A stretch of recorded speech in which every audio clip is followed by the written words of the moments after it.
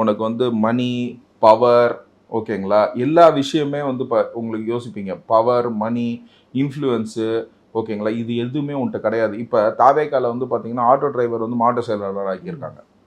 புரிஞ்சுங்களா? இப்போ அவர் கூப்பிட்டு உங்களை சீட்டுங்க அப்படின்னோம்னு வச்சுக்கோங்களேன், அவர் என்ன சொல்லுவார்? ஆட்டோ டிரைவரு வந்து அவரே அலைஞ்சு கிழிஞ்சு ஒரு நாளைக்கு 1500 ஒருவேளை கடனை வாங்கினாலும் ஒரு 10 லட்சம் வரைக்கும் செலவு பண்ண 10 லட்ச ரூபா வரைக்கும் தான் செலவு பண்ண முடியும். அப்படிங்கும் போது என்னன்னு கேட்டிங்கன்னா, இப்போ நம்ம பாஜகவோட போனோம்னா, இப்போ ஒன்றும் இல்லைங்க, அவங்க எல்லாத்துக்கும் வர கேள்வி இதுதான். ஒன்றும் இல்லை, இப்போ கம்யூனிஸ்ட்டுக்கு போன எலெக்ஷனில் 6 சீட்டு 15 கோடி ரூபா கொடுத்தாங்க. எம்பி எலெக்ஷனுக்கு ஏதோ 25 கோடி ரூபா என்னமோ கொடுத்தாங்களா டிஎம்கே.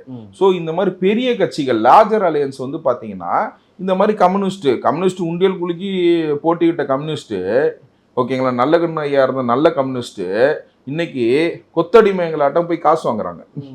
எலெக்ஷன்ல நிக்கிறதுக்கு காசு வாங்குறாங்க. காசு வாங்கினேன்றதை அவங்களே ஒத்துக்கிறாங்க. இது நான் வந்து பொய்னா சொல்லல. மிஸ்டர் முத்தரசன் வந்து வாங்கிட்டு அவர் மட்டும் நான் மட்டும் வாங்கினேன்னு சொல்லாதீங்க. சிபிஐயும் வாங்குச்சு, விடுதலை சிறுத்தையும் வாங்குச்சு, எல்லாத்தையும் தான் சொல்லுங்க அப்படின்னு சொல்லி போட்டு உடைச்சதும் அவர் தான். என்னன்னா